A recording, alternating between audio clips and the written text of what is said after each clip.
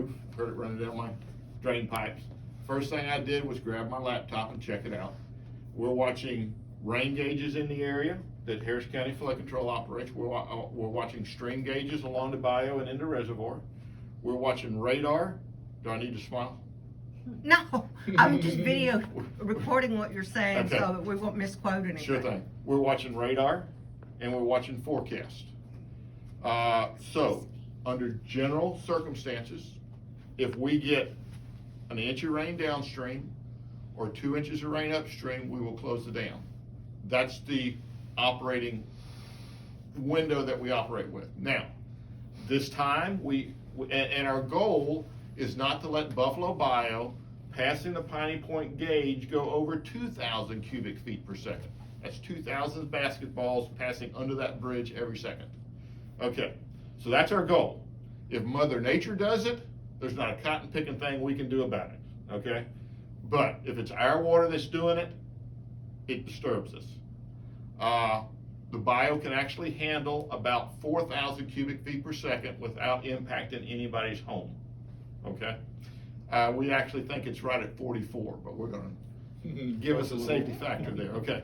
So, this rain event we had on. What do you mean by impacting homes? You mean flooding homes? Flooding, going into You're not talking about erosion and that sort of. No, we're not talking about erosion and stuff like that. We're talking about actually entering authorized living portions of homes. And I put that in there on purpose just that way because there are some people whose homes were built up and out over the flood area and they finished down under illegally because they were supposed to have a permit to do that, and that's in the 100-year floodplain, and the city of Houston would not have given them a permit to do that. But we work at 2,000 cubic feet per second generally. Now, we do have a deviation, and the word deviation means just what it means: alter some, move some. Right now, to go to 4,000 while we have construction going on to get rid of the water faster so the contractor can go back to work. That's a staged up, depending on how big our pool is, and then a stage back down to the 2,000. Okay, so going back to Monday, we were watching the weather. It actually did rain downstream about 1.12 to, I believe, 1.24 inches downstream. But we're watching this rain event, and that rain came through as a band. It appeared, and from forecast, it was going to move on through, and because of the speed of the rain, we did not have too much concern. The bayou went to, anybody would like to guess what the bayou went to on Monday morning? 1,940. Okay, so we pegged it, okay? We pegged it. We don't always peg it. Now, with that being said, when the reservoir's dry, we've only got that 300 cubic feet per second coming out anyway, and even when it's raining, it has to filter through the reservoir to have an impact downstream. So our reservoirs do not have an immediate impact on the bayou downstream when we are dry. Okay, let's assume we had quite a bit of rain and we had to close the dam and we started impounding water. Our operations gets a little bit more difficult at that point. The travel time, well, Piney Point is about 12 miles downstream. Downtown's about 20 miles downstream. The travel time to downtown is 24 hours to see the full impact of our water. You can start seeing it about 18 hours, 16 hours, something like that downtown. So we have to make decisions on the dam at that point 24 hours in advance of what we're going to do.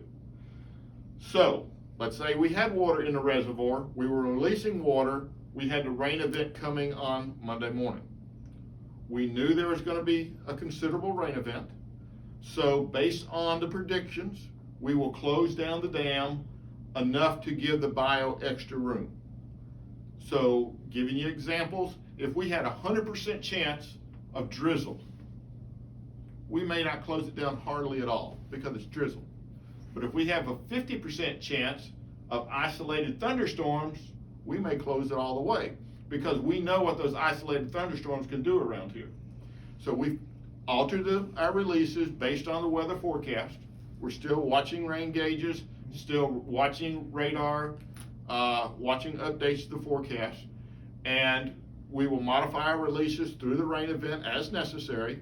And then when the rain event passes, we'll go back to releasing up to 2,000 cubic feet per second until the reservoirs are empty, go back to a standard gate setting, and we're fat and happy all over again, okay? So that is a normal process that we go through. During tax day flood, we had a fairly good window of weather after tax day flood. So with that being said, we emptied the reservoir in about 2 months. During Harvey, as y'all well know, we did what's called a surge release, and that surge release allowed us to empty the Harvey water in about a month and a half. During 1992, and I use that because that was a pool of record before tax day flood. When I say pool of record, that was the highest water level we ever had in the reservoir. So that pool of record lasted from 92 till tax day. We had water in the reservoir for over 6 months. So it all depends on what rain events occur following the development and then the management of that pool, how long it takes us to empty out. In 92, we closed the dams and started building a pool before Christmas. We didn't empty out till after the 4th of July. Was that Allison? No. No, that was before. That was just spring rains. Okay. Or winter rains. What happened there is the weather system set up appropriately where we had wet fronts coming through every 2 or 3, 4 days. So with that being said, we were up with the gates, down with the gates, up with the gates, down with the gates, and we never could get rid of it. Now in February, we did have a 9-inch rain that put us up to that record pool at time, but we continued having those rain events before we could get rid of our water. What year? 1992. Okay. Yeah, it started in December 91, ended at 4th of July 92 that we had that pool. So it just makes it, and during that year, we actually put Highway 6 underwater 3 separate times, back to back to back, so most people didn't realize it, and we even look at it as putting Highway 6 underwater one time in Addicks Reservoir. I better put that in there, in Addicks Reservoir, where Highway 6 runs through. So, you know, that's just what happens when we manage our water. Let me check on my driver, see where he may be.